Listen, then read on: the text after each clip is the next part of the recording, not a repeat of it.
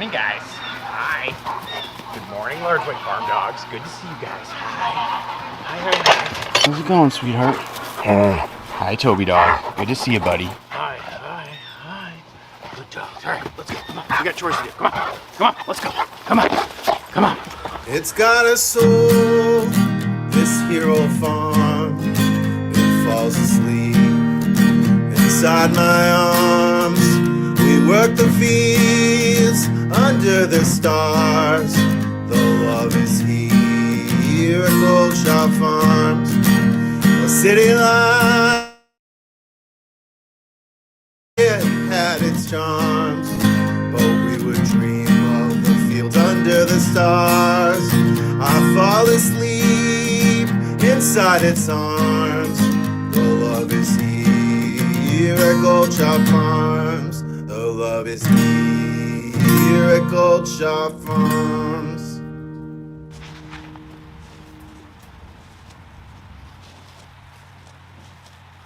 What's going on, everybody? How's it going tonight? Here for another Gold Shop Farm meeting.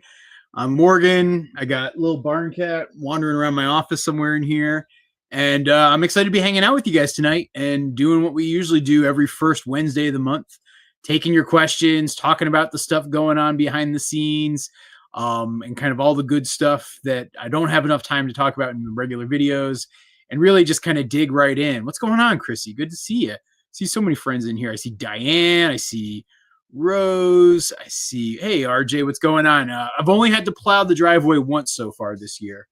But yeah, things are good. And I will also say there's a special activity and opportunity tonight.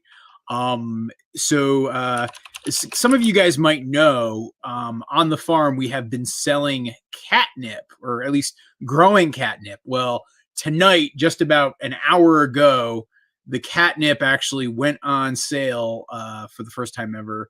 And I'm actually kind of curious to see how this goes. But yeah, this is going to be pretty exciting. And I'm wondering actually if we can sell out by the end of the live stream. So if you actually go to our goldshopfarm.com site, and you go to like the order products section, you can actually find it there. I'll drop a direct link to the store page too in the chat if you're curious. Hang on, Lil's actually scratching to get out of my office. That means she has to go downstairs. Come on, sweetie. So yeah, like basically this is catnip that I grew here on the farm. It is Pablo Escobar brand catnip. Picked it, dried it, ground it all myself, and yeah, this is what we got. There's I think I started off with about 100 bags is what I had in the inventory, and I'm curious to see how it goes. The other thing that I think is important to note here, because it is a little bit pricey for catnip, the catnip's actually going to be a fundraiser too. So all proceeds, everything that gets raised from the catnip will actually be donated to a local animal shelter here in Vermont, Kingdom Animal Shelter. They do a lot of great work helping cats in the area, and so it felt very appropriate. The only exclusion to that is the shipping. I will use just to pay for the shipping, but everything else, like the cost of the bags, everything else doesn't matter. All the proceeds that are generated tonight and actually in the next couple of days for the sale, are going to be going to Kingdom Animal Shelter. Hey, what's going on, Debbie Piper Lily? How's it going?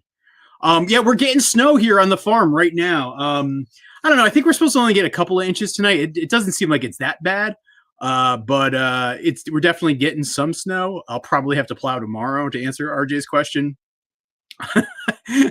How did the pine needles didn't taste bad? Actually, there is a tea that Allison has called tree tea, which actually reminds me to drink my own tea that I just brewed, which is not tree tea, it's just peppermint. But Allison has this tree tea that actually has pine needles in it, and I actually really like it. And so I would not recommend eating pine needles like I did in that one video, but it's not bad. You might get sick if you eat too much of it, but a bite of pine needle is not going to hurt anybody. All right, what other questions we got on? What's going on? Can't, because Morgan likes goats now. I do like my goats. I don't know if I like all goats, but I definitely like my goats. I mean, there's no question about that. I like my goats a lot. Actually, let's see how many we've sold so far. Hold on a second. I can't show you guys this part of the view, but hold on. Wait a minute. I got to take this off. I don't want to like go into the back end and like put that out in public. I don't know. I'll end up accidentally giving away my password or something. But we are going to check our sales numbers so far to see how many of the catnip we sold so far. Like I said, I started with an inventory of 100. I'm curious to see what we're down to now. Let's see. Oh, wow. A lot of orders. There's been 42 orders so far in the last hour. That's actually pretty good. Let's see. Oh, wow. We have, there's only a couple left. Wow. If you guys want to get your catnip, you got to act quickly because it looks like there's only 3 left in stock. Well, all right. This might be a lot less drama. I thought this was gonna be like a fun, like kind of dramatic thing that like, oh, the catnip's gonna be there, but I'm not gonna be shocked if we're sold out in the next like 5 minutes. This is crazy. You guys are the best. Like, I love you guys. Like, I can't believe you'd be so willing to be supportive. I really appreciate it. Gosh, I'm sorry. I'm just kind of dumbfounded that it all went so quick. Yeah. Hey, what's going on, Nest Homestead? Good to see you. Glad you can make it. Yeah, Jim, it's actually finally turned to winter. I think like the low this morning was like about 9 degrees Fahrenheit. So yeah, we're definitely getting that there. Hey, Deborah, good to see you. Hey, Linda, how are you? Oh, hey, Marion. Well, I'm glad you like the Toby Dog book because the Lil Barn Cat book is coming next year. It'll be in the spring. I'm actually like in the final stages of getting stuff together around it. And then actually we're going to start illustration very soon on it. So yeah, it's getting there, getting very, very close. I'm excited. What's happening, Connor? Sarah Wilson. Will I ever make a flashback video of the farm over the years? We can really see the, yeah, you know, I actually I think I've done that once about 2 or 3 years ago. I think that's a really good idea, Evelyn. And so I will actually try to do that. I'm not sure I mean, I could do it now, except that, I mean, I got drone footage really from the fall. So yeah, you know what? I'll probably, especially because in the winter time, I'm usually struggling for video ideas to like put out the 2 videos a week. And so Evelyn, I am going to steal your idea and actually make that video. So thank you for that. Well, Ev, I'm really glad you could make it here. Yeah, you know, this is not like the regular videos, obviously, because it's just me hanging out with you guys, taking your questions, talking about stuff, like all that good stuff. And so, yeah, this is a much more informal, we're all just hanging out type of thing. And oh boy. Well, I got some news on the catnip front too. Just late breaking information here, you guys. Let's see. We're going to check. I think we just sold out. Yeah, we are now officially out of stock. So the catnip lasted, I guess it went on sale officially because the people who are on our mailing list and on our Patreon got like the little heads up warning that it was coming. And so, yeah, we have sold out in, I guess I'll call it 69 minutes. It was about 69 minutes because it was 8:09 when I noticed we were sold out, and it went on sale at 7. So thank you guys, and congratulations to the Kingdom Animal Shelter. They will be receiving a check from Goldshaw Farm probably early next week for $1,000, which is exciting for them. I know that will help them a lot. Where is Toby Dog? The Toby Dog is outside as we speak. I did chores probably about 2 hours ago. Like I fed the dogs dinner and just kind of lock up chicken coops and do this stuff like that. And Toby Dog was there munching away at his food last I checked on him. Yeah. By the way, though, I know if you guys are bummed that you missed out on the actual catnip sale, I did opt to actually make a t-shirt out of it too. Because I drew and designed this label. So this is my work product. And I decided, what the heck, let's turn this into a t-shirt and have some fun with it. And so there's both a Pablo Escobar hoodie and t-shirt. I don't even have my samples yet because I just came up with doing the shirts yesterday. So I don't have anything to share, but yeah, I don't know. It's pretty exciting. So yes, you can get the hoodie version, which is a very comfortable hoodie. I love wearing these hoodies around. It's the same hoodie quality as if you guys got the Pigfoot hoodie, which is a really good hoodie. It's the same shirt base or same sweatshirt, and then the shirts are actually the same as the Pigfoot shirts. I got a whole wide variety of colors, so pretty much, the one color that I love to usually have that didn't work with the design was the black, but everything else I think is looking pretty good. I actually ordered a red one for myself. I think it's gonna look pretty cool. But yeah, you can wear your Pablo Escobar catnip. Yeah, I can't. But yeah, guys, I gotta say, I'm stunned. I can't believe we're already sold. This was like what I was planning to talk about for half the farm meeting tonight, was just to share with you guys about the sale. All right, well, that's great. Let's keep taking your questions. Hello, Silent Manson. Homestead Japan. I'd love to buy it, but I think, yeah, actually, this is something to note. I mean, it's probably a little late in the game, but we actually couldn't ship. I couldn't get my act together to ship it internationally because import controls on plant matter. Exactly, Homestead. There's like some certifications and things that I was going to need to do and some paperwork, and I was just like, it's not worth it. I'm selling 100 of these things. I mean, maybe if it became like a bigger part of the farm business, like that I might do next year, I would probably do it a little differently. But yeah, just it wasn't going to make sense. But I will say, you can, if you're interested, Homestead Japan, you can actually order the shirt or sweatshirt internationally. Hey, Lady Rorschach, what's going on? All right, let me see your question here. I gotta just move my monitor. Good evening. Are you looking for new talent for your new audiobook? I'm a voice actor and love to send a demo. Yeah, you could. If you have a link to the demo, you can send it right through our website. Just send the link. Don't send like an attachment. Yeah, go for it.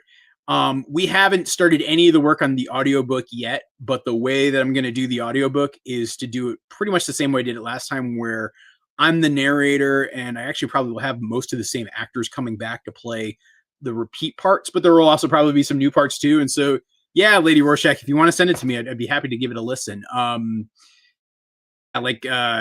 for example, like the person who did Toby Dog and the person who did Lil and the person who did Jessica Coyote, like all three of those characters, Pablo too, like all of those characters play big roles in the new book. And so I want to actually have the same actors play it, because I'd love to have it be like throughout the whole series, you have all the same characters, but we'll see. That is my dream. Oh, thank you, Sarah. Yeah, the package design was actually all me. Actually, I mean, if you guys are curious, like I had these here to hold up and show people, but this is actually what the packaged in like these little paper bags, which you probably want to use it or put it in a longer term sealable bag. But what's cool about the paper bag is actually cats love to play with these paper bags that are like completely scented with these. My cats have really enjoyed it so far. If you were to move to Vermont in 2025, what town is best priced to start a smaller farm? That's an interesting question, Tom. Let me give you some towns to think about looking in, where you're actually going to probably find decent sized plots of land, but not necessarily massive, because you're saying smaller, but also on the cheap. If you looked in Sheffield, if you looked in Glover, if you looked in Barton, like honestly, if I was going to start looking now, those would probably be a couple of the places I would look. Trying to think where else. Because here's the thing: the further north you go, and particularly further northeast you go, you're going to find the land is cheaper than if you go further west towards Burlington and Chittenden County. It's going to be more expensive. Central Vermont, particularly around a lot of the resorts, is going to be more expensive. And then southern Vermont is also already pretty expensive. And so the last place where you're going to find that cheaper real estate is deeper and deeper into the Northeast Kingdom. And even there, it's starting to get pricey. Hey, Charlie, good to see you, buddy. As I was saying, we're getting a little bit of snow right now. It's chilly, like it is 25 degrees right now. I think the low is supposed to be 11 tonight. So there you go. Hey, what's going on, Katrina? All right. Well, hey, big shout out too to our mods tonight. I see Katrina's here. I see Rose is here. And again, show them love, show them support. Without their help, these farm meetings would not be possible. What's going on, Flatlander? All right, I'm going to keep jumping ahead here because I know I am running late here. Oh, hey, we got Danny from Wicked Awesome Gardening here moderating as well. Hey, what's going on, Danny? Oh, and Bonnie, thank you for the donation. That's really, really appreciated. That's very, very kind of you. Oh, Karen, thank you. Yeah, I mean, I've actually seen, thank you for the big order. Yeah, I've noticed there's a bunch of bigger orders, so thank you for that, guys, too. I'm glad you like it, Chrissy. I love RJ's questions because they're so like hyper local specific. Okay, RJ, here's actually the answer to your question. Typically, when I'm driving to St. Johnsbury, I will go the Danville way one direction and the Barnett way the other direction, because a pet peeve of mine is like always driving on the same road. And so I will typically go the other way. You know, from a timing perspective, they're like, I think the Barnett highway is maybe like, Allison will swear that it's like 5 minutes faster. I think it's maybe 2 minutes faster. Like, yeah, so I'll typically go both ways is how I'll typically drive there, like on a round trip. Like I went there because I had to go to Morrison's, the feed store, the other day. I think that was Tuesday. And so it was Monday. And so when I went there, I went, up through Danville on my way there and then back through Barnett on my way back. Oh, Rick's here too. Hey, what's going on, Rick? Oh, hey, by the way, all right. So Bluekin's asking a very good question. And the short answer is you can't, and it's complicated, but yeah, you can probably see that like on our website, you can like order the Toby Dog books. You actually can't put them into the cart. You actually have to go to Amazon to order them. Unfortunately, because of the publishing deal that I had set up with them, you actually have to go through Amazon to do it. And so you can't throw it in the same shopping cart and order anyway, because like, for example, like, and actually here's something too, just so everybody knows, kind of full transparency. When I'm selling a product from the farm, like the catnip, for example, like I literally have all 100 bags sitting here in my office. Actually, Lil is kind of eyeing this bag right now. And so I have all of these here. And so over the next week, I'll be shipping them out personally. When you order like a t-shirt, I have a company that does the printing and fulfillment for me there. And then when you order a book, I have like, that's actually, I have a deal worked out with Amazon where they're doing all that for me. And so each place is where you get it. And so unfortunately, that means like shipping and trying to bundle shipping isn't a possibility. Maybe someday I'm going to try to do it. I might change how I do the book publishing for the next book. And so stay tuned for that, but I don't have anything to share just yet. But unfortunately is one of the complexities of like my patchwork of ways that I sell stuff. So I don't know. It's probably not a very satisfying answer, but it is the honest answer. Yes, so loving all creatures, big and small. I love peppermint tea. I love green teas, and I'll usually drink those in the morning if I'm not drinking coffee. But then at night, like I don't want to drink it just because of the caffeine, and so that's usually when I'm rocking the peppermint or some sort of other, like Allison's tree tea is actually a really nice one for the evenings as well. Oh yeah, Sarah. Actually, so Sarah's asking, will the cats? I actually still have. I think. Oh, I do. Hang on.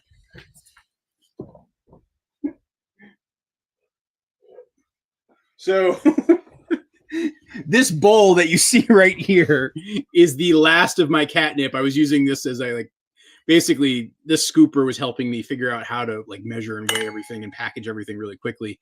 And so this is the last batch. We're going to see if we convince Lil to come up here. Come on, Lil. Up you go.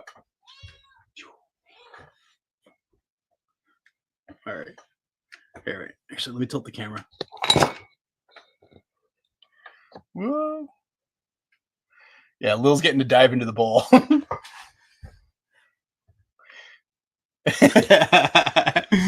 don't know. I'm having fun with it. Yeah. But anyway, yeah. So I do have a lot of product here still, and the cats are getting to sample it. Pablo also has sampled it. But honestly, it's funny because Pablo would spend so much time hanging out in the patch where I have all the catnip plants, and he just was loving it. And so he would be out there regularly during the year. Lil gets the benefit of the product inside. Oh, thank you, Christy, for saying that, and thank you guys for the support. Oh, okay, all right. Natasha has a good question here. Did you find your pig? I've been offline for a while now. No, I have never found the missing mysterious Pigfoot. Sir Porkington still remains at large. I love the strong. I love that one. The system is down. Yeah, I love that episode too. Yeah, so if anyone doesn't know this, and I guess this is where I can kind of give you some background. So in the video I put out earlier this week about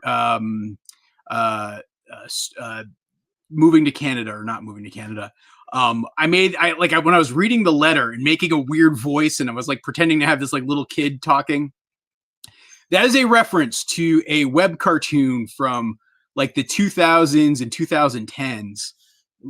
Will's getting frisky now. Called Homestar Runner. And in particular, they had this like regular weekly segment of Strong Bad's emails. And Strong Bad is the character whose voice I was doing. And I was like making that little kid animation to look like if like Strong Bad was a real person, because Strong Bad actually is a kid in the show. And so that is what the reference is. And then, yeah, Delia, I'm glad you enjoyed it. I had way too much fun making that. I could probably make my own like riffs on Strong Bad all day, even though I probably legally can't, but I enjoy it. Yes, Debbie, I'm just turning my heat down. It's getting a little hot in here. The cattle are all in the barn now, or not in the barn, in their winter yards. So this year, and I don't think it's tomorrow's video, but I think the video after tomorrow's, I move the cattle actually. So I think Monday's video, you'll actually see me move the cattle down. But they're now down in their winter yards. So the ladies are actually in the pasture, like kind of near the pond, like just a little bit back past the pond. Like, here, I'm just going to show you an image. Oops, sorry. Let me see if I can find an aerial shot that shows you where they are. Did I have a drone shot in here that shows it?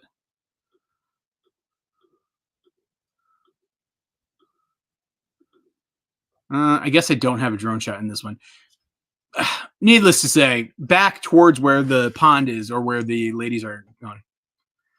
Oh, hey, Rebecca, I'm glad you scored one. I can't wait to see it. And by the way, when I send these to you guys, there'll probably be some other like random goodies, like leftover stickers and stuff. So yeah. I know I'm just catching up on this, but yeah, like, there you go. Oh, actually, and so yeah, Bruno, to answer the question, so the boys are actually where the girls were last year, and I think that's actually working really out good for them. So Macho Man and Joey Ramone are over there. The girls are in that lower pasture, which honestly so far has been working out great. You know, the Highlands don't really need much shelter. I'm actually like I've got kind of like a rig thing set up there.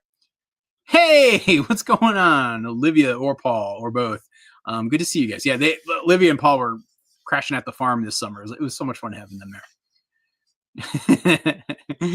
Yeah, no, customs will not let Pablo's product through. You know, honestly, so here's the thing, Karen. I probably will end up doing a bigger catnip garden, given how, I mean, gosh, I'm shocked how quickly that went.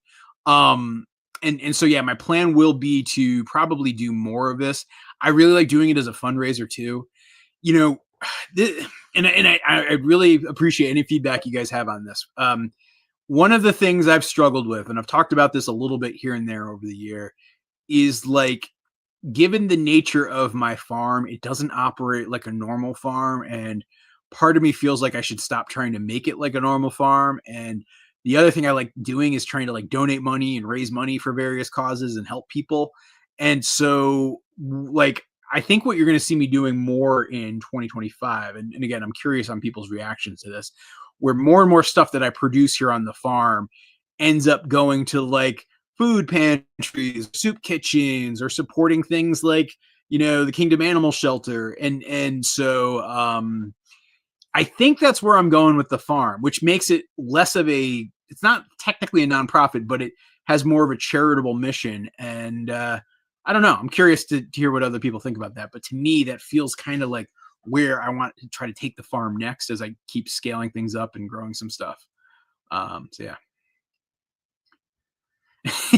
I mean, so basically the entire goat yard could turn into a summer catnip yard. And so, this was the second year of actually a lot of those plants, and it spread and grew like crazy. I left a lot of catnip on the vine and actually let the goats eat it. And so knowing that there seems to be a market and appetite for it, I'll probably put more work into harvesting next year. Because honestly, that's the biggest thing is it is a little bit labor intensive to cut it, dry it, have the space to dry it. And then the other thing is I did like a little grinding of it. So I like ran it through just like a open bottom coffee grinder to just have a way to like make it more like even consistency. So like, here, let's see if we can see this. Focus on that. I don't know. Maybe not. It's got a very even, smooth consistency. Like I actually thought about trying to like sell like the actual flowers and buds that I can just like cut from the stems, but I don't know. I don't know. It felt a little weird like that, to be honest. And so, yeah, that's just how I did the catnip. What do you think about highlands in West Virginia? We have mighty cold winters, but some really hot summers. I'm thinking Dexter's might be better. I mean, it kind of depends. If I were in your shoes, I would probably go Dexter's too. It's not that you can't have highlands in hotter or warmer climates. It's just they seem to like it less. Like I was actually just talking to a friend of mine who lives down in South Carolina, and we're talking about this of like, you can have highlands down there. It's just not ideal. And when I think about the stress, like the time of year that my cattle are most stressed are the hottest days of the year. Like those are the days that I'm usually trying to figure out ways to like keep them cool and keep them happy. And it's harder versus like this time of year, they seem perfectly content and don't mind the cold at all.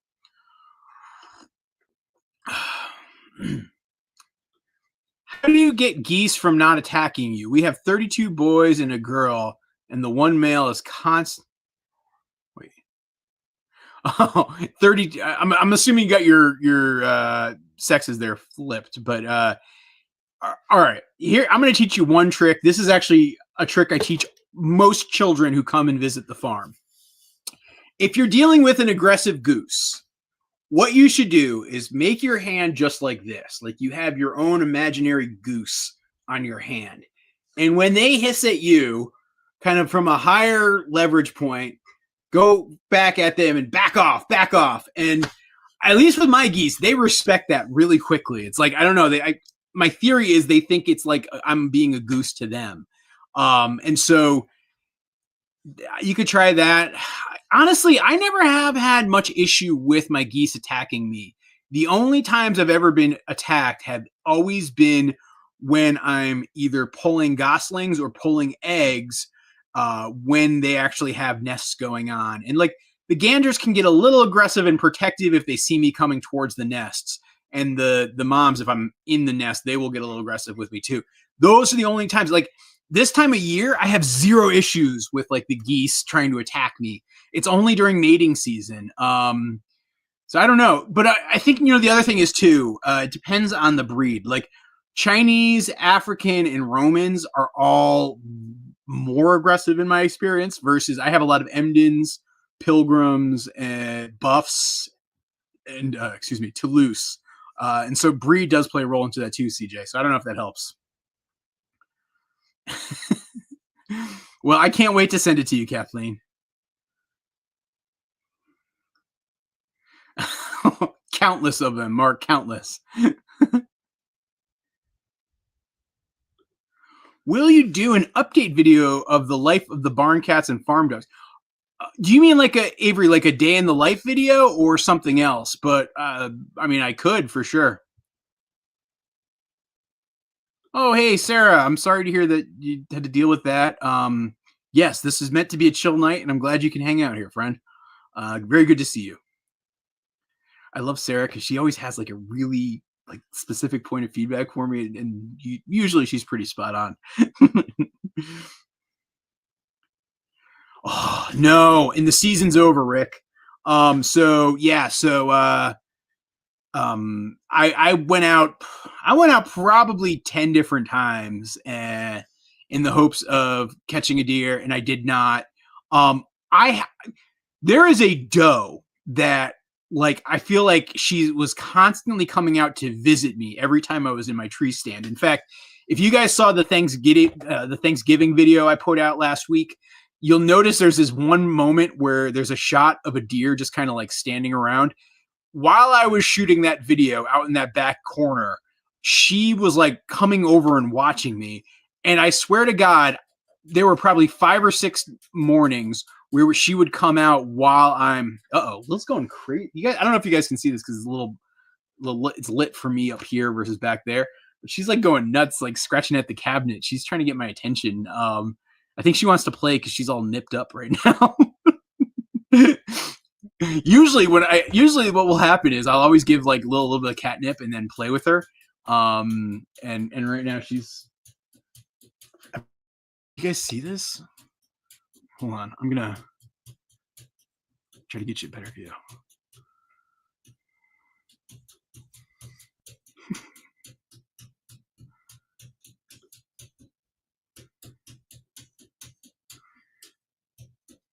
She's just going nuts. Lil, what are you doing?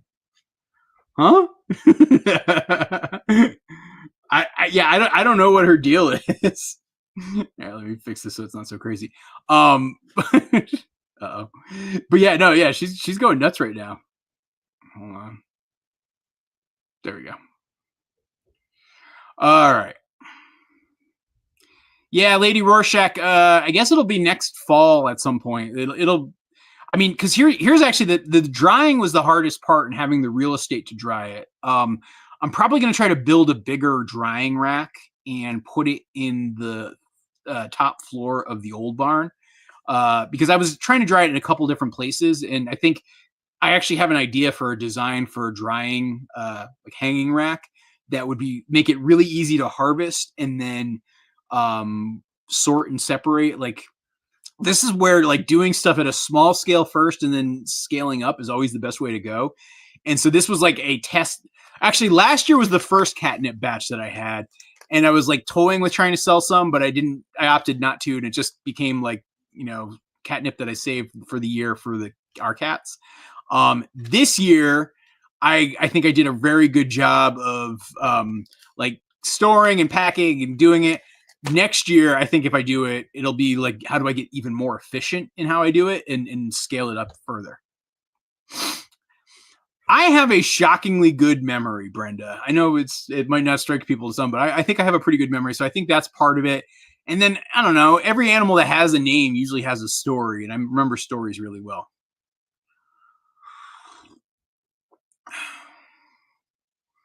I don't know. What was the funny number? I do remember Woot. It felt like a Woot sale. That's so funny you should say that, Katrina. So I don't know. Actually, there's certain clothing items that I have that are still like Woot t-shirts from back in the day. Like, for example, I don't know if you guys have ever seen like the black sloth pirate head logo sweatshirt that I have. That was a Woot shirt from back in the day that I know I still wear regularly. Actually, I'm working on a video right now where that was the sweatshirt that I was wearing in that video. So yeah. All right, I'll do another round of that. Next time I shoot a video, High Seas, I will do another batch.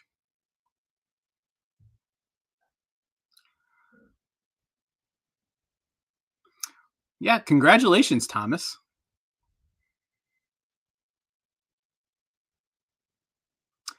Yeah, I actually think Alfred and his family went down to watch that. I did not, but I'm not 100%, but I'm pretty sure Alfred took his kids to go down and see that. Yeah, the cattle are. I don't know. I'm behind here. Oh gosh, I'm answering questions from 8-11. I'm doing so bad at this. Sorry, guys. Well, thank you, Sarah. So actually, here's the funny thing. Doing like art and graphic design is like the thing I actually went to college for. So I'm glad those skills are getting put used to somehow. You know what, D? I don't even think I have to plant more catnip because the reality is it spreads and it grows so aggressively. And I actually think the combination of the catnip and the goats are like perfect because what I can do is just in the area where the goat yard is, I'm going to exclude the goats from that for most of the summer and just let the catnip grow up again. And then I'll harvest and keep cutting and harvesting and keeping cutting. And I'll probably do that throughout the course of the summer. And then once that's done, I will probably send the goats back in there and let them do cleanup. I'm pretty sure that's going to be my plan for how I do this next year. I'm so excited. I got to order one bag for my. I'm really glad that Sir Fuzzy Butt is going to be getting one of these. He came back after 444 days. That's incredible. Wow. Well, Gene, I'm really, really glad to hear that too, and I'm really glad he gets to have some catnip. The hoodie is not showing up, says Summer Jen. Hold on, Summer Jen. Let me see. The hoodie should show up. It should be there. It should be in stock. Hold on. I am checking things out for you right now, my friend.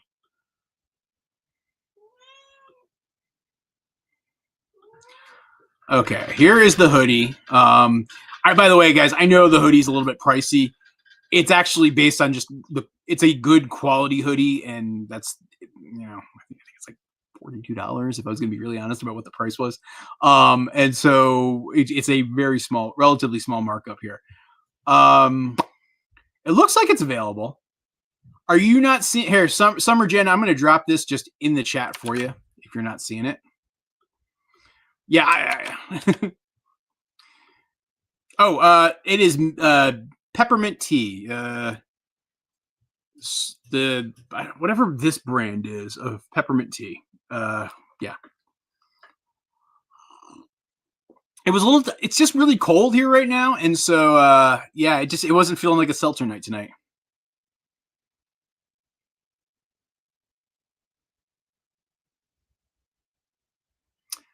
Heg, I did. I don't think I ended up showing it in a video because it was literally just me taping plastic over plastic. There is a product that they sell out there that's actually greenhouse plastic repair tape. And so I actually had some leftover old greenhouse material and I cut like a square of it.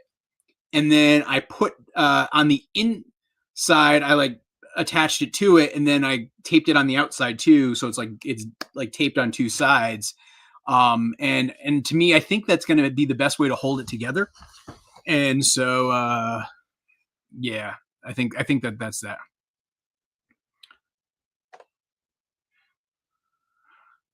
Clayton, I think you'll actually find the Patreon link. If you look in the description of the video, it's there. I'm actually I can talk about this right now. I'll probably unveil it in the January farm meeting. I'm going to be doing more on Patreon coming next year. I've kind of had it. I've done some special things, like for example, certain recordings and certain behind the scenes things I've actually included up on Patreon over these. But I got to admit, I haven't done a great job of adding a lot of special content.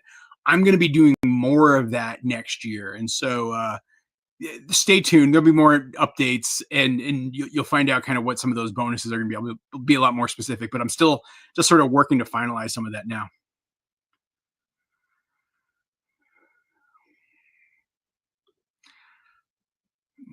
Yeah. I mean, honestly, David, I don't know. I'll admit, still, even like talking about the barn cats and having a product like this makes me sad because, I miss Molly so much. I love that cat so much. Have you had milestones where farming as a full-time seems sustainable? I mean, how am I going to put this? So, Gordon, I don't know if I've ever actually had those moments. I think there's certain things and certain aspects of it for sure. Again, because I have this like advantage and like incredible luck of having like the platform that I have, it makes it hard to like think about farming just in like without having that, right? Like what would that look like? Because like all my sales, like, so for example, here is a farm product grown on our farm and it's being sold from our farm, but it wouldn't be like this isn't typically how people would sell catnip. And so yeah, I don't know. I guess it's hard for me to imagine it looking like that without the platform I have. That, I don't know. That's a very mealy mouthed answer. I really like your question, Gordon, and I almost need to think about it more to give you a better answer. So I don't know. Hold on. I'm taking a picture of your question, Gordon, because I want to ponder this one, and you might even see this turn into either a short or long video. Yeah, it's a giant pin. Yeah, that's what I assumed. Homestead Japan. Like I actually just looked at Canada, right? Because we're 50 miles from Canada. Like it's not far, and even that was seeming like a hassle to ship there. And so I was just like, I'm just going to keep this to U.S. only, which I know, and I feel so bad for folks and friends that I have all over the world. But man, it kind of makes sense. And of all trades, pod has an awesome clip about goats. Very important. I'll have to check it out. I love Anne. I don't know if you guys know Anne of all trades. I love her. She's such a good human. I actually went out to her place. I happened to be in Tennessee, and you know, she and I are friends, and so I was like, hey, can I come by and hang out? And it was so much fun coming by and hanging out with her and like shooting videos and stuff and shooting the breeze with her and Adam. And like I just really like them. They're really, really good people. Yeah. So, Homestead Jude, I don't think I said that. They are hybrids. So they're usually Chinese. Most of our chestnuts are Chinese American hybrids. The reasoning for that is trying to have stuff that is blight resistant. You know, essentially in the early 20th century, there were Chinese chestnuts being brought over here. Those Chinese chestnut trees brought blight. That's what killed most of the American chestnut trees and led to people trying to eradicate the chestnut tree for a little while, which was stupid. You know, but these days, yeah, there are some pure Americans. I even have a few pure Americans, but most of mine are hybrids. I am so sorry, Quilted Kitten Fosters. I assumed it was going to sell out by the end of this live stream. I did not expect it to be completely gone within the first 10 minutes. So yeah. Wait, Danny at Wicked is an actor? Wait, actually she is an actor, isn't she, Rick? Like, because I know she's like done drama and plays before. I feel like she's told me that. 100%. Alfred is always learning new skills. He is exceptionally versatile. I think his newest skill, I don't think he'll mind me talking about this, is actually sewing. Like he's been making pants for himself and his children, and it's like wicked impressive. Like I hope maybe one day I'll get a pair of these pants. They're like really good. But yes, Alfred is always learning new skills. 100% true. The new barn is phenomenal. It's actually going to be the second winter with the new barn, and I am exceptionally grateful for it because it makes, like, for example, when I have to plow tomorrow, when I go out to start doing the chores, I will like start the tractor up and I don't have to dust it off. It's right there. I can even, if it was really cold, I would actually probably have the engine block warming up. Like 20 minutes later, I'll have everything completely cleared. I don't have to move our vehicles from being in the driveway out so I can clear the snow. I can just go through. It's incredible. I feel so lucky to have that barn. I appreciate it. And I've actually been even shooting videos in there. So like yesterday, I have this. So on my second YouTube channel, Morgan Gold, I have a new video I'm working on that I hope to have finished by the end of this year. It's all about farmland and like the disappearance of farmland in the United States and like what's causing it and what's it going to mean for us and all that good stuff. And so it's going to be a long video, like kind of like that Back to the Land video. It'll be of like that type. And I shot like for 2.5 hours in the barn. It was great. It was a perfect spot to shoot. Are you concerned about increases in feed costs? Do you have strategies for that? I mean, honestly, Richard, it is making things more complicated. I will not deny it. Like, The feed costs I've seen have actually made it harder to produce the geese because while the geese like in the summer months are on grass, right now they're on feed and they eat a lot of feed compared to say a duck or a chicken, and they're driving up my feed bill pretty high. And that's pricing that I typically like defray, and I pay for those costs by things I bring in by like say, for example, selling eggs or selling meat. And I didn't sell the meat this year, and I don't know. I'm thinking about maybe scaling back my goose operation because of the profitability problems, exactly for the reason that you're citing right there. So yeah, it is a concern. I am concerned 100%. And I honestly worry that things that we're going to start to see next year with new administrations will probably make all of those things exceptionally more costly. And so I'm concerned. More, no. I mean, not to be flip Clayton, but like the hoop coop actually is meant to be the permanent build. I actually had a temporary one that I used 3 years ago. And this one that we have now is like permanent. The like expected life of the plastic, I think, is 5 years. Maybe I get like 6 years, 7 years if I'm like aggressively patching and really careful. But honestly, because I keep animals in there, I think it hurts the life of it. And so there'll probably be a point where I replace the plastic. But honestly, in terms of location on the farm, in terms of the size, in terms of a space to raise birds in the winter, it's perfect. In terms of growing food crops in the summer, it's been pretty perfect. And so, no, I actually have zero plans to build a new one or a more permanent one. I think the only thing I might consider is actually more greenhouse space like that to house other animals. Like I was sort of toying with like if I had something like that for the cattle, would that make sense? But I don't know. There's also problems with that too. So I don't know what I do there. But the one I've got, I'm actually exceptionally happy with.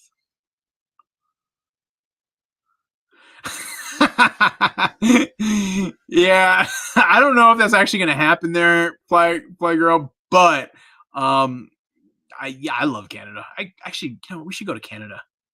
Just for like Allison and I like we'll go for like we'll go grab dinner in Canada. Like it's a look, to go to our nearest restaurants for the most part. It's like they're like most of them are half an hour away. To go to Canada for a restaurant, it's about an hour away. Maybe an hour and 10 minutes. And so, yeah, I mean, it's like, it's kind of fun. And like, plus you get to go to a different country that speaks a different language. And because it's Quebec's like the closest part of Canada for us. And so, yeah, I have a lot of fun doing that. We should actually, I don't know, maybe we'll try to do that with Allison next week. That'd be a fun, like date activity. 100% agree with you, Nest Homestead. Oh, well, Kent, I really appreciate the support. So thank you guys. I mean, yeah, and by the way, yeah, there's, if you've missed out on the catnip sales, there are other things available on the site. Let's give you the whole catalog rundown here. I feel like this is a good commercial. So yes, we have the brand new, just released today, Pablo Escobar merch. I'll probably end up putting a little sold out banner when we get off this live stream on that one. There is still the Pigfoot stuff, including a Pigfoot water bottle and a Pigfoot hoodie, which I love my Pigfoot hoodie. I wear it all the time. We still have some Goldshaw Farm ecosystem stuff, as well as the Farm Dog shirts. And this is actually this is another one that I wear all the time. I love this hat. It is so good. And so, yeah. And then, oh yes, the Toby Dog books. Oh, we still have the Abby Chaotic Good. What I like about this merch vendor I have is I can actually keep this stuff up longer versus like previous ones where I'd have to only do it for like limited times. And yeah, you can actually even still get the Chaotic Good Lady Abington shirt, which was painted. It's actually a painting of Abby done by the very talented Michaela Mills. I actually have the original. Hold on, you can see this right here. So the original is actually hanging right near my desk. Oh, there you go. So that is the original painting, and then we turned that painting artwork into the t-shirt design, and I love it. I think Michaela did such a nice job. She really captured Abby in this image, in my mind. So yeah, so there are a lot of things available on our product catalog. Hey, from St. Augustine, good to see you. All right. Wait, Prob's too serious question too soon. What was your question, Richard Barlow? Now I'm curious. Oh, I answered your question. Yo, you asked this one. Yeah, no, that not too serious a question at all, Richard. I really appreciate it. What are your news contacts to the outside? Do you read the New York Times? Oh, that's an interesting question, Susie. All right. So my regular news diet includes definitely NPR. Like the NPR news update is like my go-to, and typically I'm most often listening to it when I'm in the kitchen, like cooking a meal, and I basically or doing dishes or something, and like I'll just have Alexa. Oh, sorry, shouldn't even said that. I'll just have. I'm just looking to see if my echo went off. I'll just like play it like as a flash briefing, and that's typically the way I go. So that's probably my favorite. I also listen to like Bloomberg a lot, kind of on the financial side of things. New York Times, I do have a subscription and I read that regularly. Like that in my Wordle. Let's see what else. I try actually not to overdo it too much. I mean, sadly, I feel like I get a lot of news by osmosis through like TikTok, but I don't feel like I trust that news that I see on TikTok. It's just like a more like hearing it for commentary perspective, and then I feel like I need to go to a more serious place like the New York Times or Reuters or NPR to actually get it verified. In terms of Vermont news, VT Digger is an outstanding website. Like 7 days I'll go to a little bit, Burlington Free Press a little bit, Caledonia Record is the local paper here. And so I kind of go through all of those things. I mean, those are like my main things, but then I'll look at other things too here and there.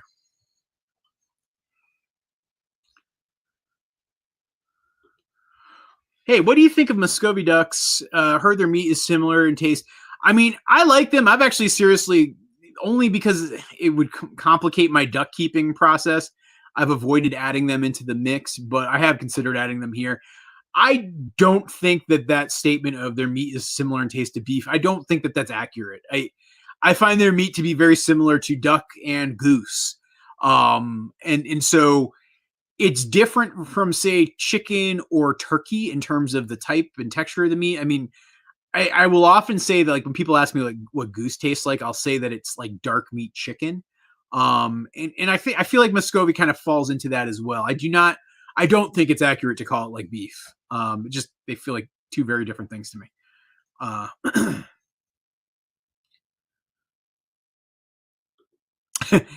Yeah, so Gordon, I wouldn't say I have necessarily an OCD trait of it, because I think I'm very non-OCD. I'm very ADHD, but not OCD. But I think that actually contributes to why I don't go the same route, because like I just get bored and I need like the stimulation of fresh scenery, at least even for the day. He will be going this summer. I don't exactly have my date nailed down just yet, but August is the rough timing of when he will go.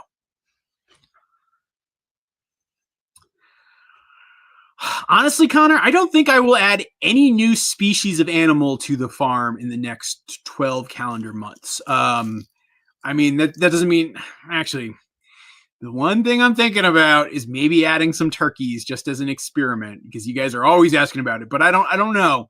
I'm still on the fence with that. I'll probably add some new birds into the mix here and there. Probably add a few new cattle into the mix here and there. Maybe a new goat or two. Wait, did I dox myself? Wait, Sarah, how did I dox myself?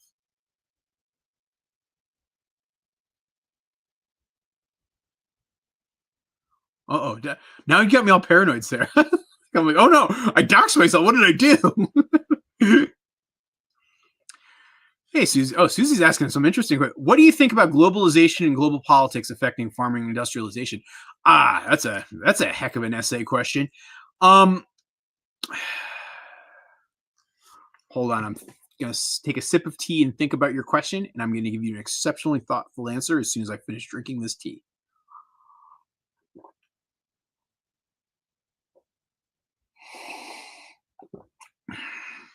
Okay. All right.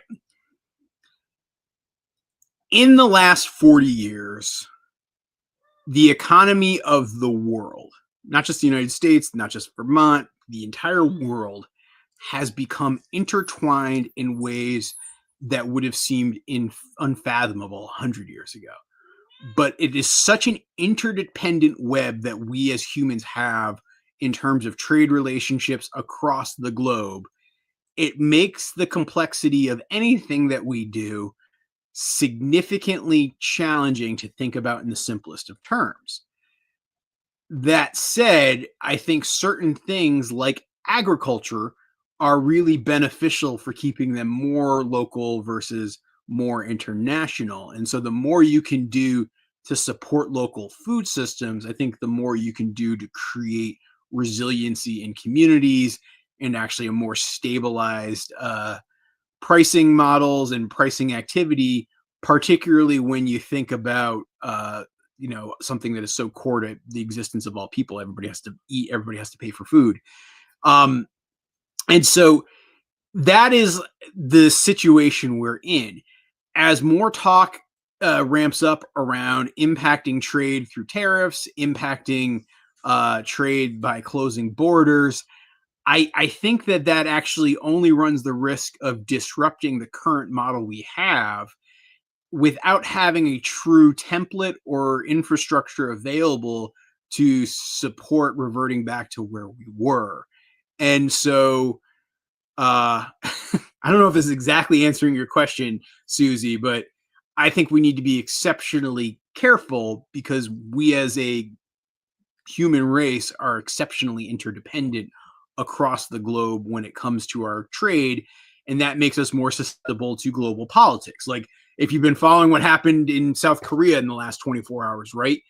Like, how is that going to impact the car market in the United States? How is that going to impact the televisions? Like, I'm just thinking about it. Like, our washer and dryer, our television, all come from South Korea at this point. And not that I have to buy either new of those anytime soon, but I can't imagine a lot of other people are in a similar situation. And so, how will that impact things? I don't know. But I guess it all comes down to it's exceptionally complex and exceptionally interdependent. And that felt like a very bad answer. So, Susie, I'm actually writing down your question too. And I might just make a whole video of questions that were too hard to answer off the top of my head in a live stream. But it's a really good question.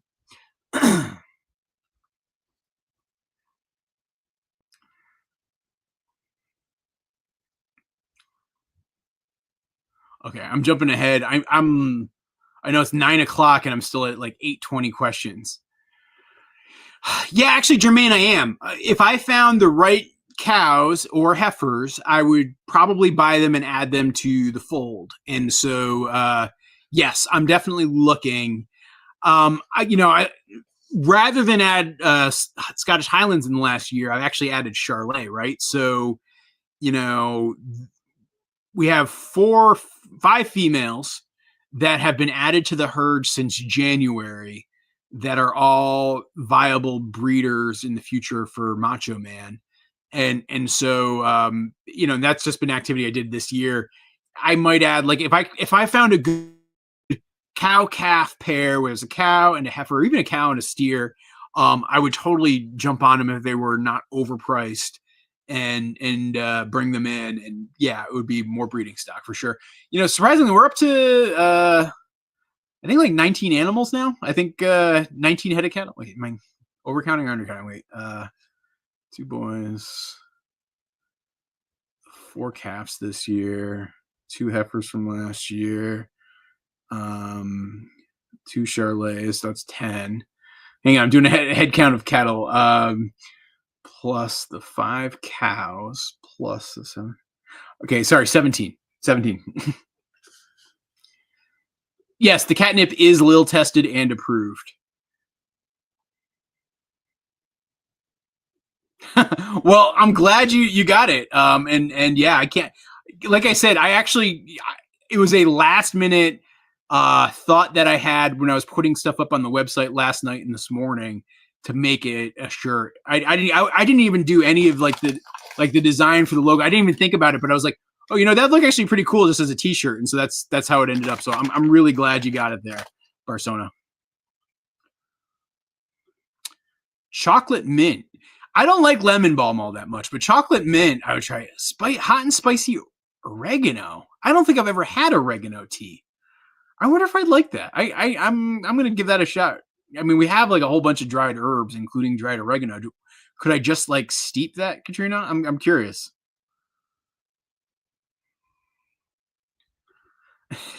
You mentioned a while back a burrito challenge where you're living in Boston. Got any other food recs for the city, North Shore?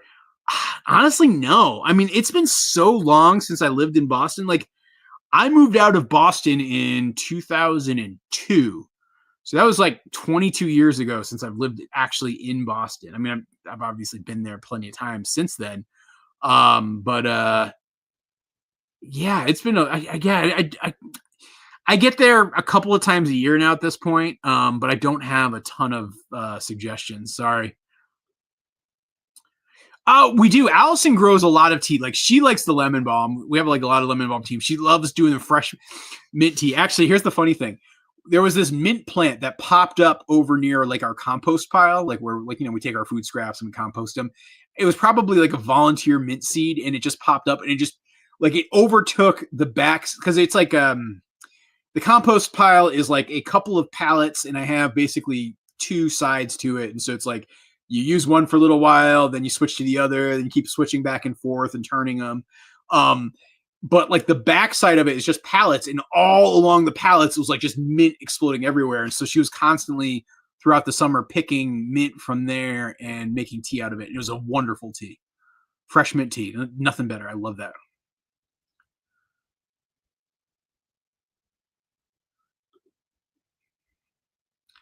Peppermint peps you up. I don't think it does. Does it? I don't think peppermint has caffeine or anything. Web comics. I know web comics were a thing, kids, back in the day. Would it be an idea to have some sort of before and after when you have the goats on pasture? Yeah, I could try something like that. It'll be hard to tell, honestly. The real interesting before and after that I think is totally worth looking at for next summer is if I look at the pasture, the upper pasture from year one, like where it was to where it is, like what it's going to look like next year, it's going to be very different in terms of the quality. Like the grass has gotten better just in 1 year of grazing. I'm confident it's going to be even better next year.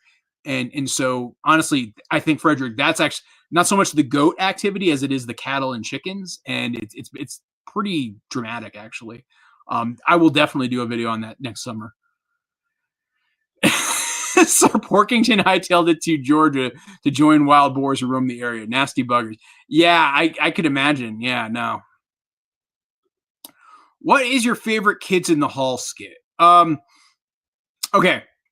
There's this one where it's like these business guys. And Mark McKinney plays this woman, Nina from Joymakers, and she's trying to like teach them how to have a party and be sociable.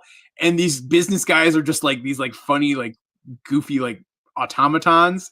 And so I think that's one of my favorites. I think the other ones, like the Gavin sketches, with like Bruce McCullough, where he's like that really kind of almost like on the spectrum kid who's like telling weird facts about one time I knew these guys who smoked. They smoked so many cigarettes. And then the cops tried to show up at their house, but he took the number off their house. Like that. Yeah, that's probably my favorite one. Like the Gavin ones. I love those too. But I mean, the Kids in the Hall is my favorite sketch comedy show of all time. No doubt about it. Also, sorry for the midlife crisis of Red Dead Redemption 2. I'm glad you like the game. Yeah, I don't know if you guys saw it. So I put out a video, I think it was 2 weeks ago now, about sort of like a little after I hurt my foot. So you guys remember when I broke my toe? Well, I actually decided to finally download and play Red Dead Redemption 2, which I'd been waiting like 6 years to do. And because I like had to stay off my feet and like I was like just looking for something to fill my time. And it was so much fun. I love that game so much. I'm actually on a second playthrough now. Here's actually a funny thing, Sarah. Did you know that like tigers and lions actually will react to catnip too? It's kind of shocking. Oh, speaking of my foot, actually, it's like I'm basically to 100% better now at this point. Yeah, my because broken big toe. It was like tender for a while. Now I can even like go back to jogging and running, and I'm okay. Is there such thing as dog nip? I don't even know if that's actually a thing. Yeah, so I am an LLC, Gordon. Yeah, I don't know. Like, so the complexity arises if I had like investors or shareholders other than us.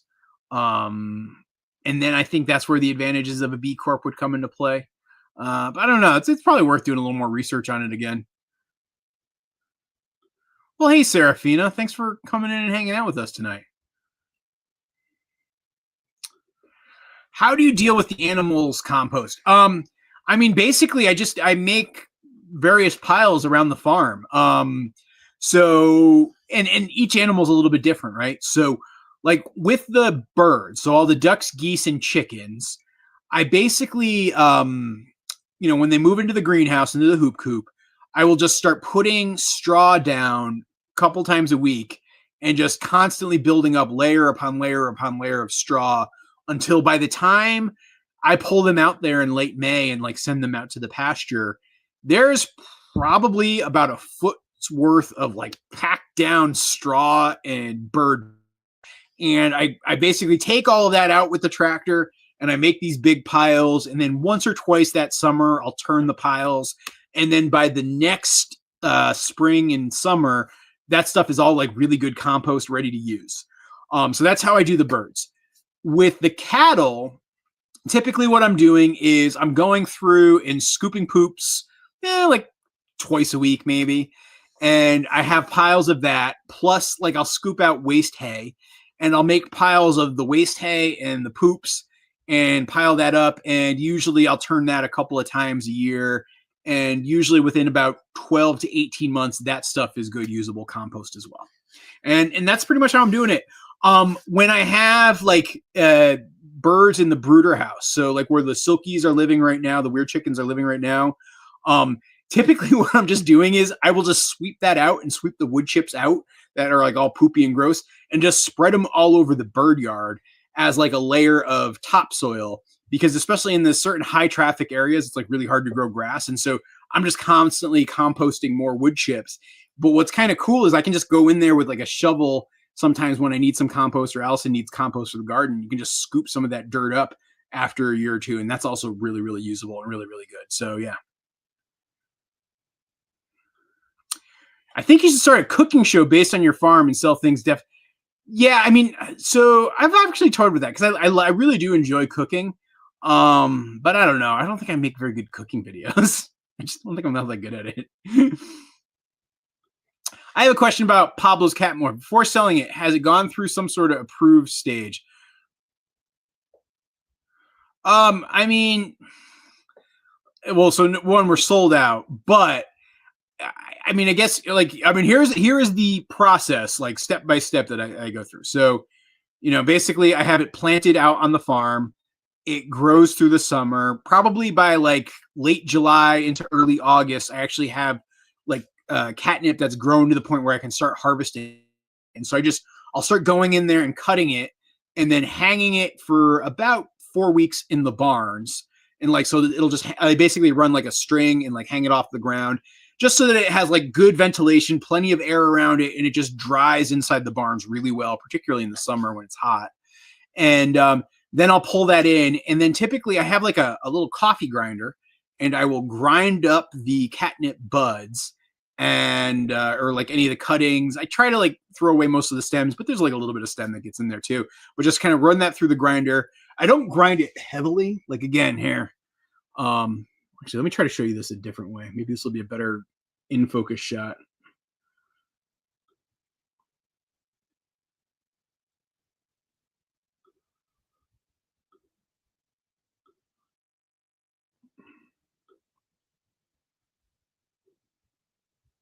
Here you go. So you can see, I mean, there's like, you'll see like a little bit of like stem ground up in there, but mostly it's like leaves and flowers. And so I will grind all that stuff up. And that is basically what I have. And then I was saving it in like big Ziploc bags, like the 1 gallon bags. And then actually just earlier this week, I went through and just started scooping and weighing it and putting it into these like little paper packages. And that's what ships. And so in terms of an approval stage, I don't know, like I test it with my own cats. Like here, we'll give little barn cat wants to get up here and get some. And so like I'll do some testing with the actual cats. Here, look, you can come up. You want to try it? And that is typically how it gets tested. Oh, Lil, you don't want to stay up here? You want to get down? Okay.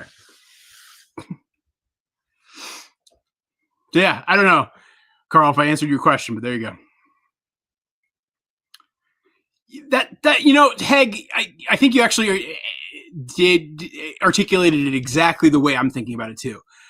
I really have fun doing experiments like trying to like produce soap or trying to produce catnip, and then if I could sell it and then donate the money I make from selling it, I feel really good about that. I feel like I'm helping people. I'm learning some stuff. I might be teaching other people some stuff too, all at the same time.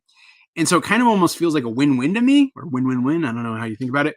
And so honestly, that's kind of where I'm going. So yeah, I appreciate that feedback. Oh, and thank you, Fuzzy Tail. That's really kind of you. I love watching Katrina's bunnies. They're fascinating. It's such an interesting world she's got going over there. Hey, what's up, Finn the cat? Good to see you. Goose sock puppets. Yes, I can see doing those. I actually made a video. Oh, golly. It must have been like 2 or 3 years ago where I actually watched how my cat is scratching at my camera cabinet back there. But basically I had a goose puppet that I walked around and like tested out with the geese. They kind of like were like, "What are you doing, bro?" How to be the alpha goose. You know what? That might actually be a short video I make. You know what, Nest? I think I like that idea. You know,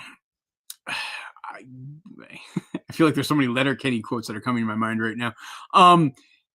You know, Canada geese are definitely more aggressive, but I do agree that they get a bad rap for sure. Because usually they get aggressive with people who are messing with their goslings and or eggs or nests. And yeah, they'll get aggressive. That's how they roll.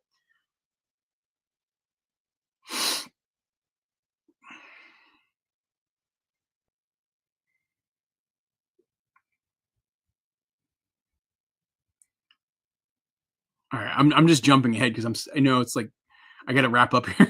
I'm like so far behind.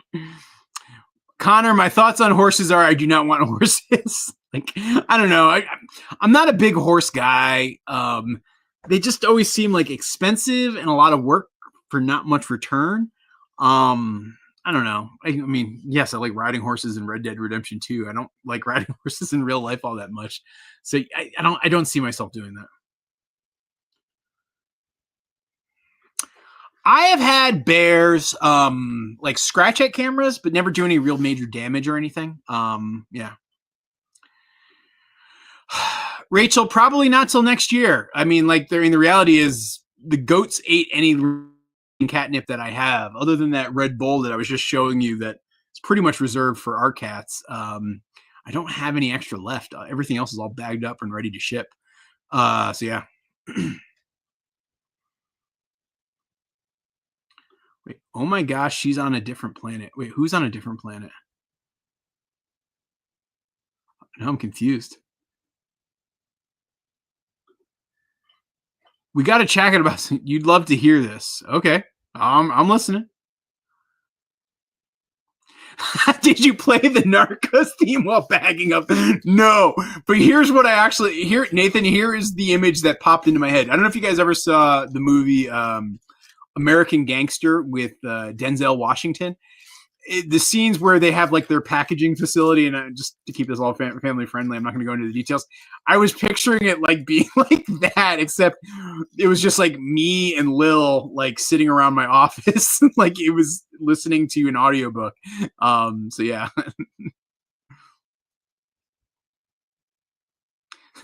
No alpacas in the plans. No, the catnip is not FDA approved.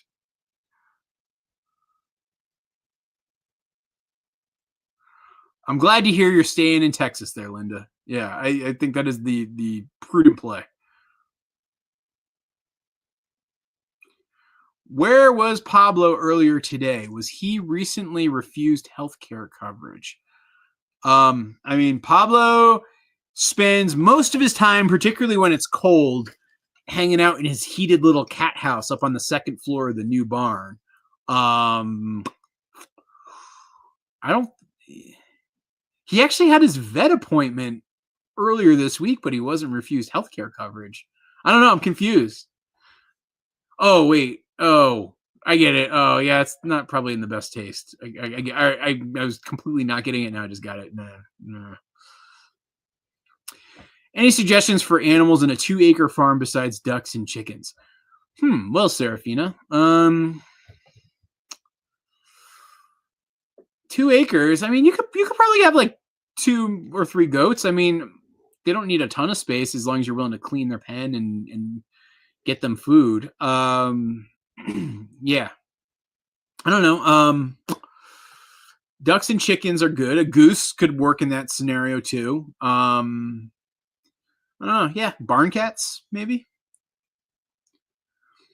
Yeah, we had a really good low key Thanksgiving. Allison actually had to work on Thanksgiving, and because she works in the ER, and so we actually just sort of delayed our Thanksgiving and did it on Friday, basically.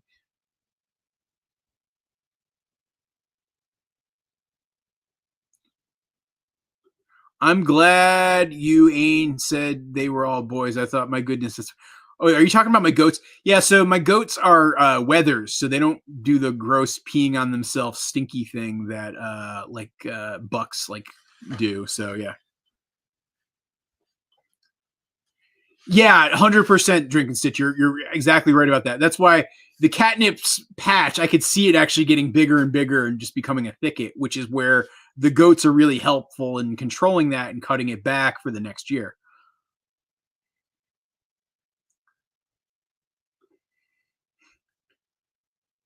All right, all right.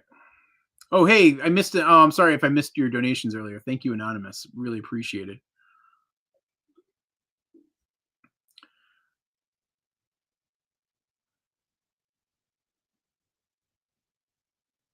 I think the logos are so high on the collar. I don't follow. Okay.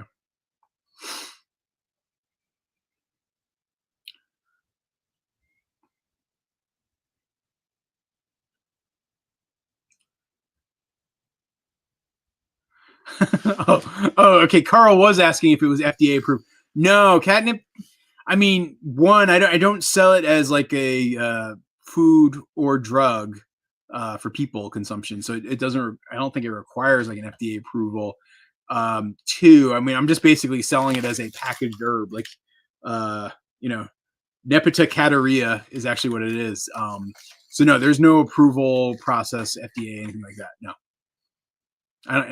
I mean, maybe I'm wrong, but I don't think so. I feel like in researching all this, I would have come across something saying that I need to get it registered with the FDA.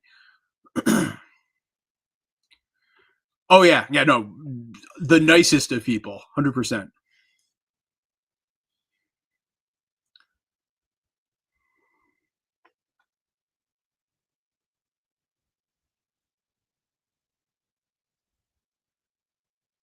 Yeah, I'm sorry, Janice. Yeah, you know what?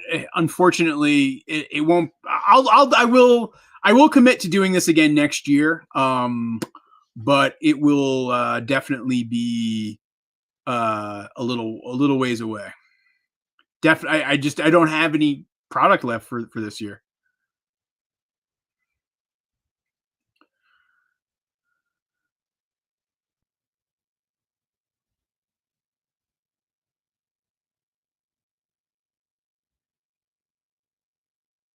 Yeah, I'm sorry, Sue. I will scale up. I feel so bad that I disappoint people. Like, yeah, I'm sorry, guys. Yeah, and please no. Yeah, I'm not ignoring your questions, by the way, guys. I'm like, I think I'm a half an hour behind. This was posted at 9:47. So, oh, I drive by that church all the time, RJ. Yeah, like I just drove by it this afternoon. I had to go to Littleton today, so yeah, I went back and forth and went by the church 2 times.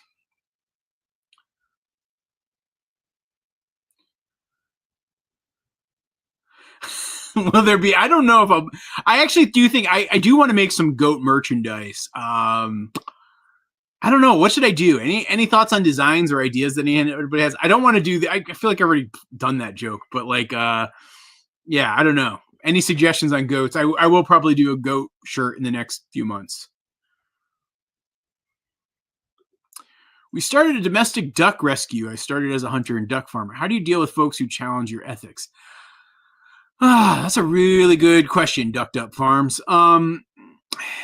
It's tough. I honestly, I think the biggest thing is you have to come down with feeling like, do you feel personally good about how you operate and what you do?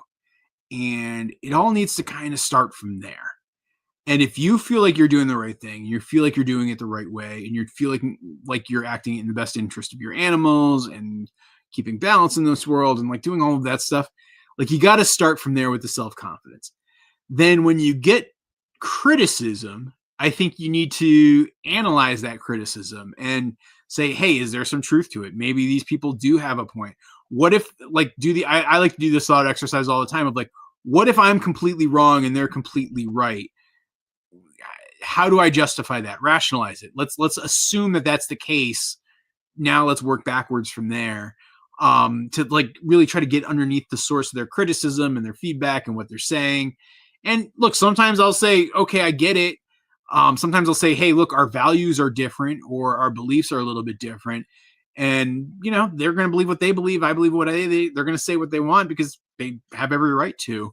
And you might not get everybody to see eye to eye. So like, for example, because I think this might be underneath, maybe I'm reading too much into this, but like if you're having to deal with like, say, people who are very staunch, hardcore animal rights focused vegans who think it's wrong to kill any animal for any reason, especially killing animals for food, that is their belief, and they have a specific value system. And I'm not saying right or wrong, and not judging either way, but that says that that's how they think.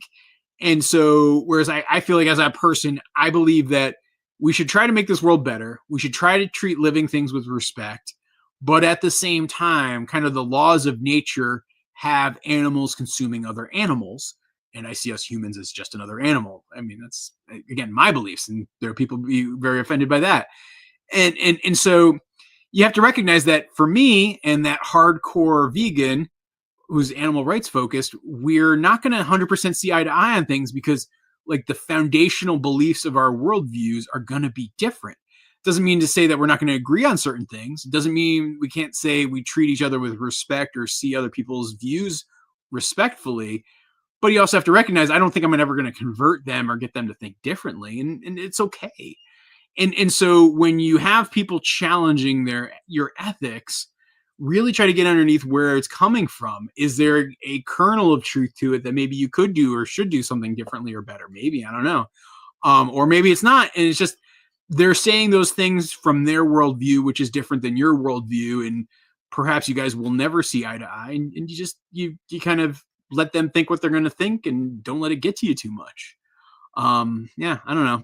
That is for me, when I have to deal with that is how I'm typically approaching it. So I don't know, maybe that's helpful to you, Ducked Up Farms.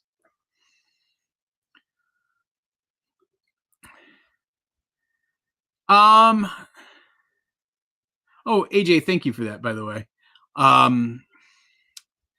Do you think you're ever kind of exotic fowl? I'm not rushing to be honest, Connor. It never quite intrigues me to do like the weird exotic stuff. I kind of like the, lack of a better word, meat and potatoes animals. I kind of like the good hardy animals that work really well for our climate. and like have some sort of thing that they produce. Ideally, that's kind of what I like. Yeah, I think so, AJ. So here's the thing. I actually have several screens going on at once. And so sometimes if people make a donation, I might not be looking at the right screen when I'm doing these live streams, and I'm like focused on just the chat and talking to people. And the donations show up on a different screen, and like it's a little hard to see. So if I miss you guys, please know there's a lot of gratitude. I just sometimes have trouble seeing it while I'm talking and while I'm answering questions and doing everything kind of all at once. But it is super, super appreciated. What's happening there, Northern Found? You know what? You probably did, because actually that's how I met Michaela, Danny. So actually, I think it was the same HOA that I met you at. Or we might have met at Homesteader. No, wait. Was there a Homesteaders in New England? I don't even remember. I remember seeing you down at that HOA. That's where I met Michaela, and I got one of those Highland stickers too. And that's when I actually decided to commission her to do the Abbey Dog painting, because yeah, she's super, super talented.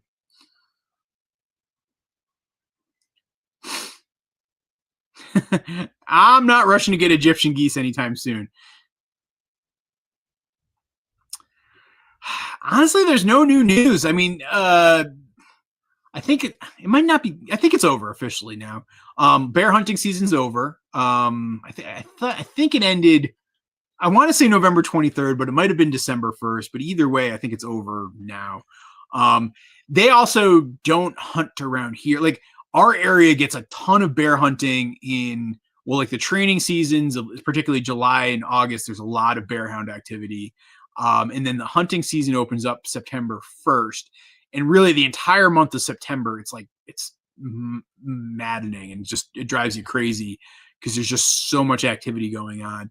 But then once like most of the folks around here harvest their corn and it gets colder, the bears tend to go further up into the mountains, and they're less around here. So yeah.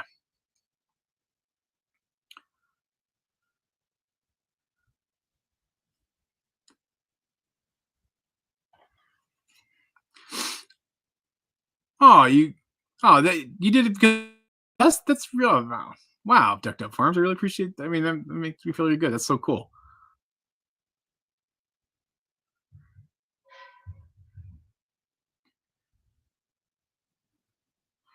Sipping from his goose cup. Yeah, actually, my sister gave me this. I don't know. So I actually I thought these were Pekin ducks. Like if I had to guess on, oh man, I picked up a little earlier, and then I rubbed my nose, and now my face is about to explode. Yeah, I thought these were Pekin ducks, but I don't know. Maybe they're geese. I'd be curious to get what other people think, or maybe like the artist was a little confused. I don't know. I still try to figure this one out, but like I kind of went with the assumption of Pekin ducks because of I don't know, they just have more rounded features and feel a little bit a little more heavy set than the long elegantness of a goose.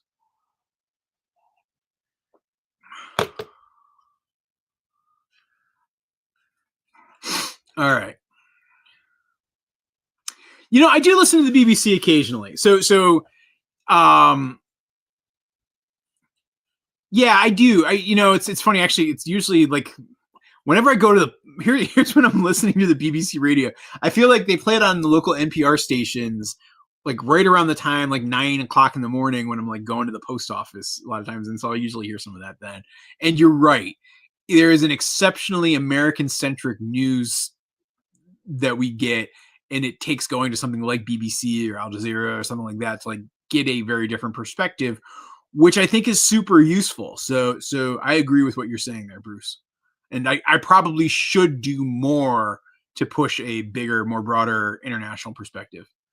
But actually, like Clayton Berg is saying here, nobody's perfect. And I agree with that. Like, I think for anybody in this day and age in particular to say that like any one news source is perfect, I think is actually a folly. I think you're actually much, much better off getting a good, healthy mix from a lot of different perspectives. Like, yeah, I'll watch Fox News. I'll see other things, because I actually think it's interesting to see that different editorial perspective and hear that different opinion, even if you don't agree with it. It's almost like what I was saying earlier to, I think it was Ducked Up Farms or somebody. I was saying this of like, how do you deal with criticism? I think listening to other people's worldviews has a lot of value, even if you're not going to agree with those views. And just by listening doesn't mean you're complicit, I guess. And so, yeah, I do see value in that for sure. And so I agree with you, Clayton. How do you get the music that you use in your videos? What about licensing music? So I use a website called Epidemic Sound, and they basically have a very large music catalog that's online that is really easy to browse and go through. And I basically pay them a monthly fee to be able to use their music in my YouTube videos. And that gives me the license to do it. And so that's where probably like 95% of the music you hear in our videos, that's where it comes from. There's some exceptions. Like I might have a friend, like, so for example, the opening theme for our live streams, like what you hear, like the Goldshaw Farm song, that's actually my friend Keith wrote and sings that song. And so that's separate. Like when you hear the My Buddy Alfred song, that's I like actually hired a guy to create that song. And so that's separate too. And so, you know, there's plenty of stuff that's like a little bit oddball. Sometimes I'll make stuff myself and do a really bad singing or like doing some goofy stuff. But for the most part, it comes from Epidemic Sound.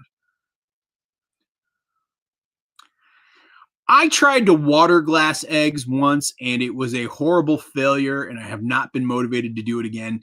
But honestly, I kind of wish I did because we're actually getting to that time of year where I'm getting like 2 or 3 eggs a day. And it's also the time of year where we're doing more baking than usual.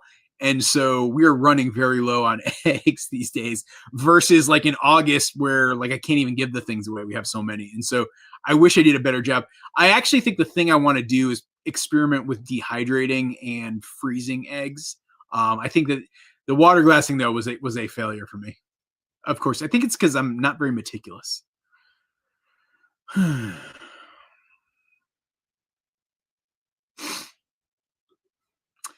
There's a lot of farmers in here. Hopefully someone may know. Does anyone know where I can get apple pulp? I'm looking to grow some apples. Look, I mean, so here's the thing. Like, find out people who are making apple cider because those are the people who are going to have more pulp than you know what to do with. And so that honestly, that would be where I start is look at your local apple cider producers.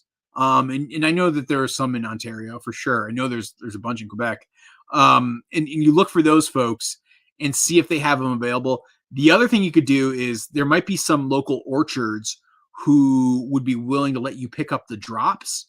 And then you can actually crush those drops yourself and you can use that pulp as your apple seed starter. That would be another way to do it too. And kind of those would be, you know, other than the work that you have to do to make it happen, those could all be things that you try to do. Yeah, I know, Avery, I should never do math in public, 100%. All right, guys, I need to go to bed. I got to actually finish the video for tomorrow. And, yeah, I gotta get some sleep too, but I will be back again real soon. There'll be a new video tomorrow morning at 11 a.m. Thank you to everybody who ordered a Pablo Escobar cat brand Catnip.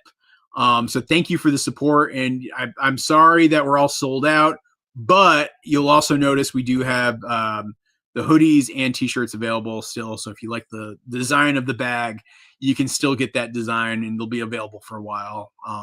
And I think if you guys order in the next couple of days, you'll still be able to get the merch printed and shipped before Christmas. And so if you're thinking about doing Christmas shopping there, I actually have one more shirt I might put out there sneakily, just to get it in the mix. So stay tuned for that. But yeah, with that, I want to say again, thank you to our mods for making all this happen. So shout out and thank you to Katrina and to Rose and to Danny. Thank you, ladies. I would not be able to do this without you. And yeah, I hope everybody has a very happy December. And I will see you. This is the last farm meeting of the year. And I will see you guys in January on a live stream. But I don't know. I might pop in with a live here or there. You'll see. Have a great night, everybody.